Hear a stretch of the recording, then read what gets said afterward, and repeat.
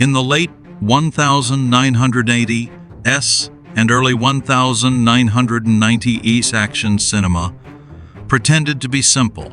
Muscle-bound heroes exploding trucks, nameless enemies falling in slow motion. But inside the reels between the cuts, no one was supposed to notice there was something else. Panic in studio boardrooms, governments watching from a distance, and directors trying to smuggle in truths that were never meant to survive the edit. You can feel it in these films like a fever beneath the skin. Stories about lone men pushed too far, mercenaries bought and sold by invisible powers, soldiers turned into disposable tools for causes they barely understand. They were released as entertainment, sold on VHS racks and late-night cable, but the frames still carry the fingerprints of the people who tried to control them. Political pressure, quiet censorship, reshoots nobody talks about, alternate cuts that never made it out of the vault. Some of them were buried by controversy. Some were ignored into oblivion. Some were quietly trimmed until their most dangerous ideas disappeared under a hail of bullets and smoke. But if you look closely, you can still see the outlines of the films. They were meant to be the ghosts of stories that were too honest about power war and the cost of obedience. These are the 5 films that revealed what Hollywood tried to hide. Film 1 RAGE 1995. It begins with a man who was never meant to become a symbol. Rage was released as a straightforward action film, Gary Daniels running for his life, explosions, tearing through suburban streets, a teacher framed as a terrorist. It looked like every other 90s B movie on the surface, the kind that filled late-night VHS rentals with fire and smoke. But behind that familiar exterior was a production held together by panic, compromise, and a script that was rewritten so many times it became a warning no one intended to give. The film's world is blunt, secret government experiments, indoctrination programs, ordinary citizens turned into weapons. But those ideas weren't always meant to be subtle. Early drafts pushed harder, leaning into paranoia that cut too close to real headlines. Covert operations exposed federal programs, quietly shuttered scandals that still made the public uneasy. When funding wavered and producers argued over tone, the edges were the first thing to go. Scenes were trimmed, motivations simplified. The political implications dissolved under the weight of car chases and fistfights. Yet the truth remained trapped inside the negative. Crew members recalled entire sequences shot with darker intent, a more tragic version of the protagonist, a more explicit portrayal of state-engineered violence, a finale that painted the government not as rogue agents, but as a machine that consumes its own. None of that survived the final cut. What audiences saw was the shell of a bigger story, a film fighting against the hands that reshaped it. But even in its compromised form, Rage carries a strange tension, as if the film keeps reaching for something it was never allowed to say. Daniels' performance has an earnest desperation that doesn't belong in a throwaway action movie. The plot moves like it's chasing the version that was taken from it. The explosions hide an editorial erasure, and the film that emerged feels like a message intercepted halfway, a warning smothered into entertainment. Film 2 McBain 1991. On paper, McBain looked unstoppable. Christopher Walken at the height of his strange magnetic power. A story about American mercenaries toppling a dictatorship. Explosions big enough to shake the theater seats. It should have been the kind of film that studios rallied behind.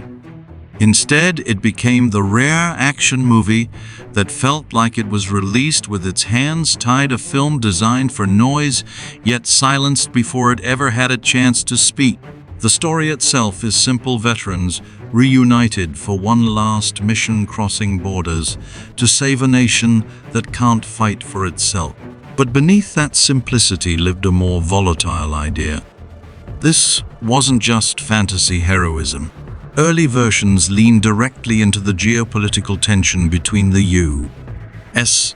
and South America, a reflection on intervention control and the cost of freedom delivered at gunpoint. Those themes were bold for an independent production. Bold enough that the marketing department chose to downplay them entirely. Behind the scenes, producers wrestled with an identity crisis. Was it satire? Was it a critique of American foreign policy? Or was it a straightforward shoot-'em-up? The creative team had one answer, the financiers had another. The result was compromise disguised as clarity. Entire subplots were softened or removed. The political sharpness dulled until it felt almost accidental. Even Walken's hypnotic performance, alternating between deadpan calm and bursts of violence, seemed to belong to a film with more weight than the final cut allowed. Distribution made things worse. Rumors circulated that some territories hesitated to embrace a film that portrayed U.S. intervention as both heroic and morally chaotic. Promotional materials were altered. Trailers emphasized explosions but ignored context. The film was left drifting too bold for simple action fans and too edited for viewers looking for something deeper. What survived is a strange artifact, an action film haunted by the version it could have been. McBain feels torn between truth and marketability, rebellion and restraint. Walken marches through it like a man aware that he's trapped in someone else's compromise, a soldier in a war the studio didn't want to fight. Film 3 Red Scorpion 1988. Red Scorpion was never meant to be subtle. Dolph Lundgren, towering and stoic, plays a Soviet operative sent to crush a rebellion only to confront the truth about the cause he served. On the surface, it's all dust, sweat, explosions, and the transformation of a hardened soldier into a reluctant hero. But beneath that layer lives one of the most politically radioactive productions of its era, a film shaped not just by directors and producers, but by government sanctions and the heavy shadow of global apartheid. The controversy started before the cameras even rolled. Financing was rumored to be tied to individuals connected to South Africa's apartheid regime, a claim that sent shockwaves through activist circles. As the world boycotted South Africa culturally and economically, this lone action film found itself under a microscope.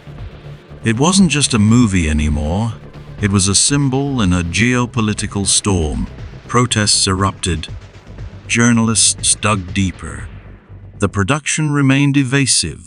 And in that evasiveness, the film's fate was sealed. Inside the production itself, the chaos was just as intense. Script pages changed daily. Crews worked under pressure not from the story but from the political climate surrounding it. Early drafts leaned harder into the hypocrisy of global powers, manipulating rebellions for ideological gain. Those scenes never made it into the final cut. They were trimmed, softened, or removed, entirely replaced by broader strokes of heroism that were easier to sell and less dangerous to distribute. Even the tone shifted. Some insiders recalled a darker, more cynical version of the film, one where Lundgren's character struggles not just with loyalty, but with the moral rot of the world's superpowers. The final release buried that introspection under gunfire and spectacle. And yet the tension remains visible, a film trying to expose a truth while being reshaped by the very forces it hinted at. When Red Scorpion finally reached audiences, it arrived wounded. Some countries restricted it, others ignored it. Critics focus more on the controversy than the film itself. What survived is a cinematic fragment, a story that wanted to confront power but was pulled apart by the pressure of real-world politics. It's an action movie, yes, but one carrying the scars of the world that created it. Film 4 Laser Mission 1989. There is a particular energy in Laser Mission, the kind you only find in films that were never truly finished. Brandon Lee, still years away from becoming a legend, stands at the center of it all, charismatic, agile, and carrying the weight of a movie that never quite became what it was meant to be. On the surface, it's a straightforward, globe-trotting action adventure, the kind sold on VHS covers that promise danger, intrigue, and high-tech espionage. But once you look past the explosions and desert chases, you begin to see the outlines of a production held together by improvisation, lost footage, and a scramble to salvage coherence from chaos. The first cracks showed in the script. What began as a tight, Cold War-era spy thriller gradually unraveled as budgets tightened and locations shifted. Entire sequences were written on the fly, while others, according to crew whispers, were shot, but mysteriously never appeared in the final print. Eyewitnesses spoke of alternate dialogue, missing transitions, and a tone that swung wildly between self-aware camp and serious espionage. The film keeps changing shape as you watch it, as if trying to remember what story it was meant to tell. Brandon Lee's performance hints at something deeper. Even in the lightest moments, there's an intensity and awareness that belongs to a more polished film. Some of his best scenes feel cut short, as though the editors were forced to build around missing footage. The action beats, though energetic, carry that same fractured feeling. Set pieces begin abruptly or end too early, the rhythm never quite matching the intentions behind them. What makes it more haunting is what happened afterward. When Brandon's life was tragically cut short years later, Laser Mission returned to the spotlight, not because of its quality, but because it was one of the few glimpses into the career he was building. Viewers re-examined it, looking for the sparks of greatness that would later ignite in Rapid Fire and The Crow.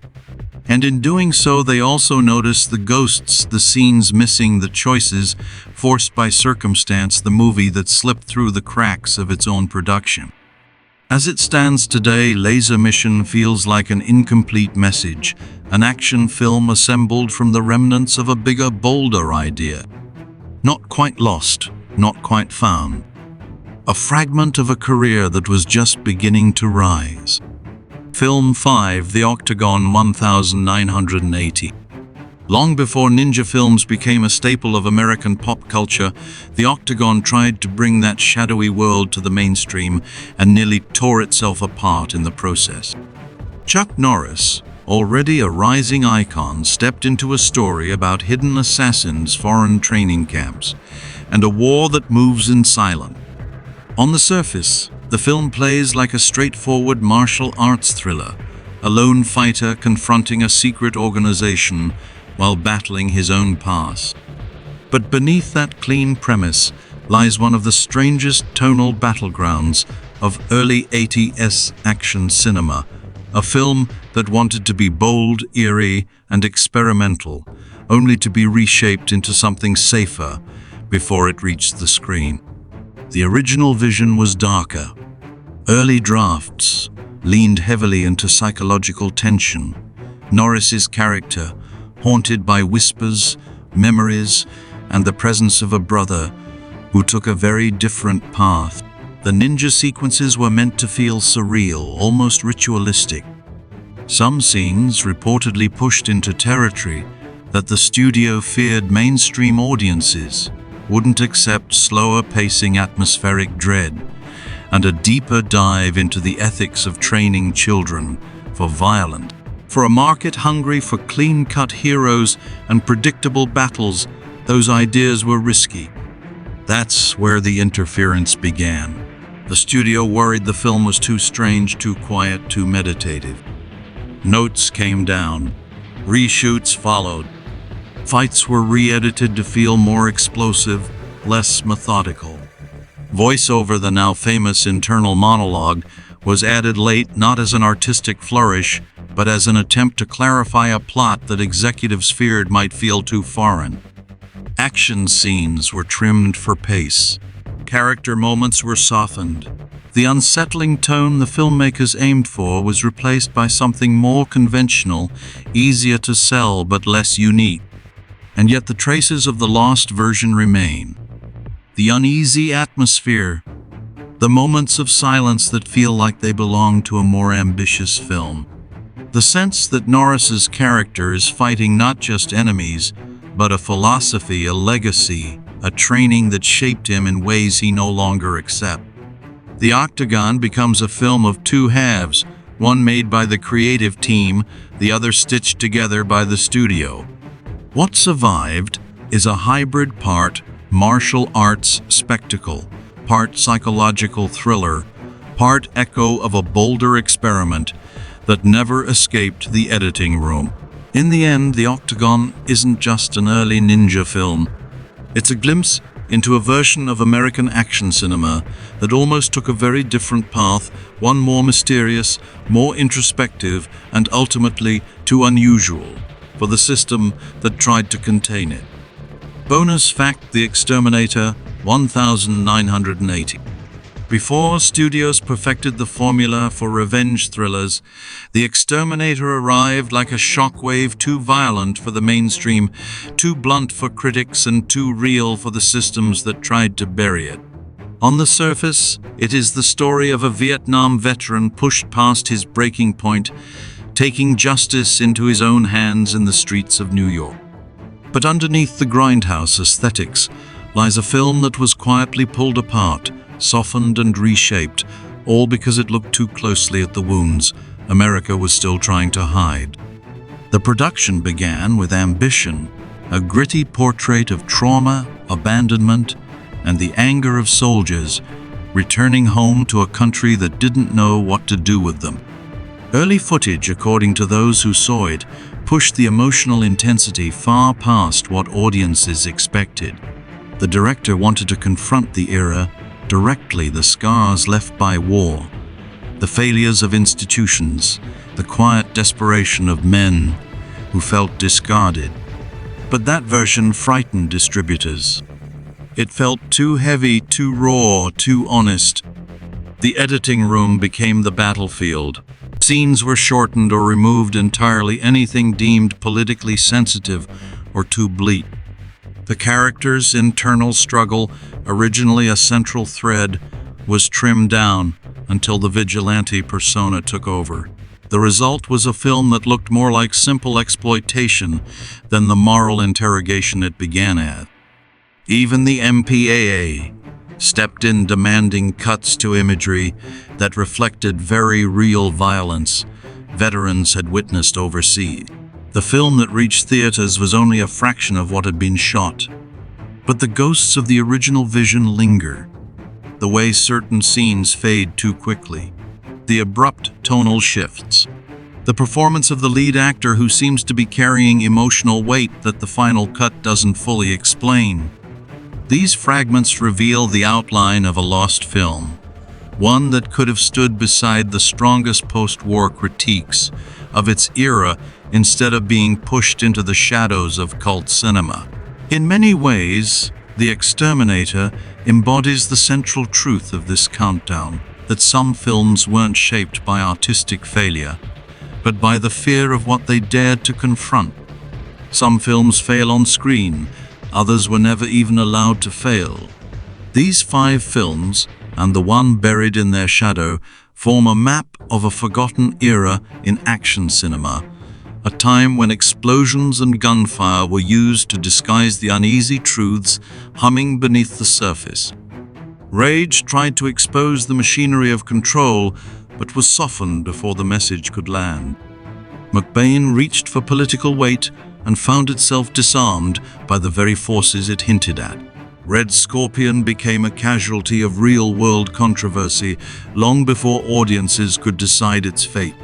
Laser Mission was fractured by circumstance, leaving behind the scattered pieces of a film that never had the chance to be whole. And The Octagon fought to bring a stranger, more introspective vision of martial arts cinema to American screens, only to be reshaped into something more familiar. Taken together, they form a quiet rebellion, films that reached for meaning In an era that preferred spectacle films, that carried ideas too sharp for their distributors' films, that survived only in altered form. Their lost cuts, missing scenes, and half-buried intentions remind us that cinema isn't shaped solely by directors or actors, but by every invisible pressure pressed onto the frame. What we see on screen is often the compromise, the controlled version, the version allowed to exist. And yet the ghosts remain. In the silence between edits. In the choices that don't quite fit. In the performances too heavy for the stories around them. These films weren't just entertainment. They were warnings, questions, and experiments that brushed against truths larger than the budgets that funded them. Their real narratives live in the gaps. So the question lingers for anyone willing to look closer: how many other films have we watched without ever seeing what they were truly meant to be? Real secrets where the truth was always in the edit.